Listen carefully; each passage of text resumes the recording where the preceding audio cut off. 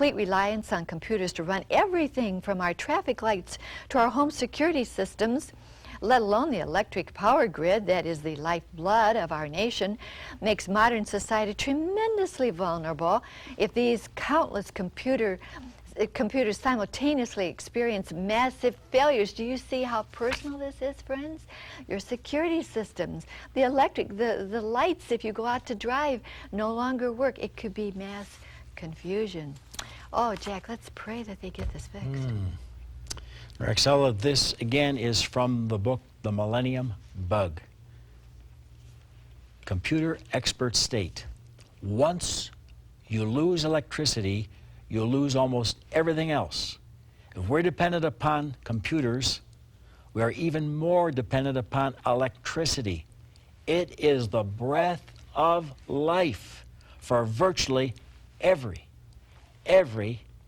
inanimate object in our existence. And then they name 20 things that make malfunction or quit working just in one's home. Listen to this.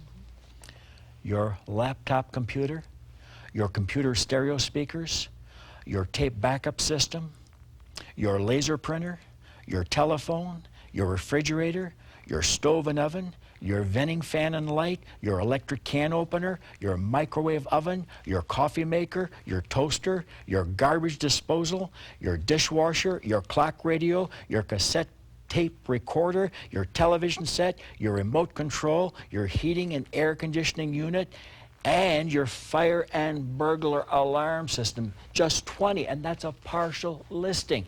But what is the key word there? Electricity. And I want to remind you what I said earlier. Satan, who's the god of this world, 2 Corinthians 4:4, is in control of heavens 1 and 2. He is the prince of the power of the air, of the airwaves. Yes, the electricity and the currents.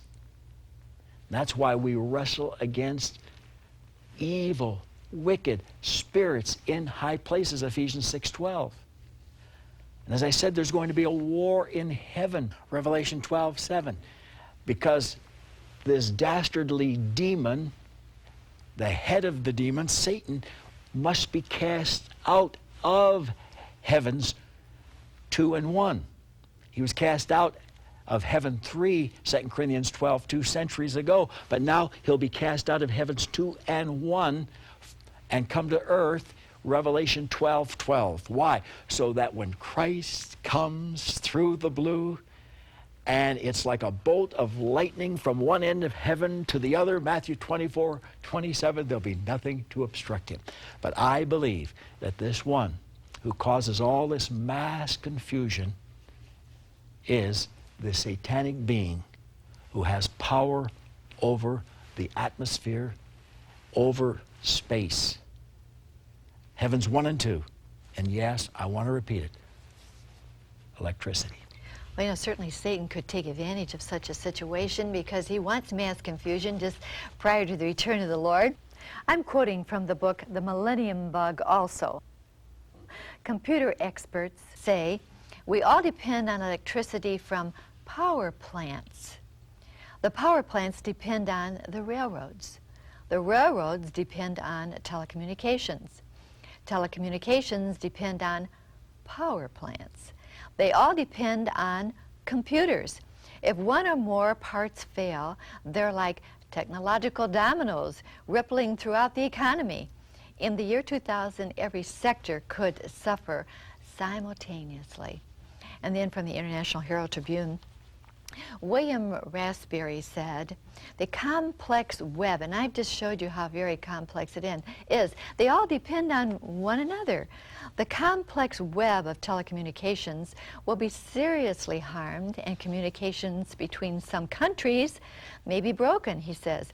Air and sea travel will be under serious threat. And from U.S. News and World Report, more than half of the technological executives polled recently by CIO magazine, for instance, say they will avoid flying commercially on January 1st, the year 2000.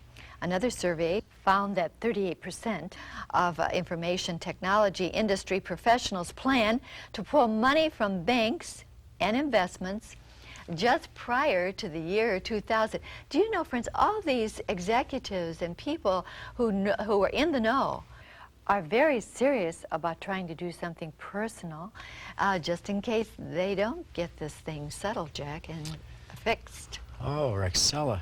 Again, let's tell our people, these are the experts, secular people of the world saying these things. These are not some sensationalist trying to frighten one so that he'll make a decision for religion. No, they're telling us what they think will come. And Senator Robert Bennett of Utah just said, I won't get anywhere near a plane. December 31st, 1999.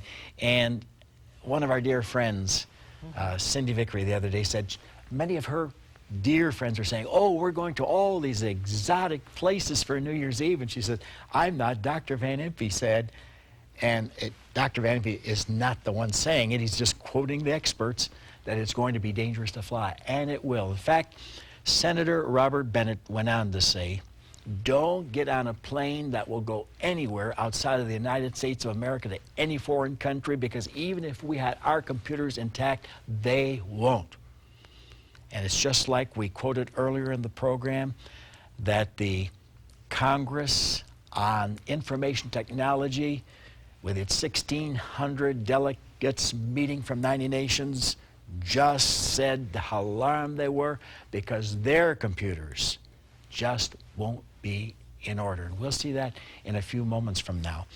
But Rexella, the reason I believe that this could be the prelude of the final signs before the return of Christ is because they're talking about aviation, planes. Oh, and I like this little humorous anecdote. This Southern gentleman was afraid to fly. He went to the ticket counter and said to the woman, how high does this plane go? She said, 38,000 feet. He said, I don't really know if I want to do that because I'm afraid of being up that high. I don't like heights. She said, don't you believe the Bible? I understand you're a Christian. And Matthew 28:20 says, lo, I'm with you always, even unto the ends of the earth. And he said, yeah, lo, L-O-W, I'm with you always. And he said, that's not 38,000 feet up in space. The reason I believe that this computer situation where they're warning us not to fly has to do with the times preceding the coming of the Lord is because we've only had airplanes since the turn of the century. And the Bible speaks about Christ coming at a time when men fly as clouds. Isaiah 60, verse 8. You couldn't have that 300 and 400 and 500 years ago, but only in our day. Then another terrific text is Isaiah 40, verse 31. And that was when the famous airlift of the Ethiopian Jews occurred, called the Phalashes. These people had never even been in an automobile, and they loaded them on these jets, packed them in. And the reason that they were willing to board it was because of this verse. They shall mount up with wings of eagles. And they said, that is the sign that we are to return because Messiah is about to come. And these Phalashes, when they left the Holy Land 1,900 to 2,000 years ago, said, we will never return until it's the hour for the Messiah. And in our language, Christ to return. So that's a tremendous sign. Then Isaiah 31:5 tells us that as the bird's flying, so will the Lord defend Jerusalem. And even now, there are tremendous military jets ready 24 hours a day in Israel to defend Jerusalem in the future. So these all tie in with the 2,000-year analogy we're making. All right, Jack. Well, I was just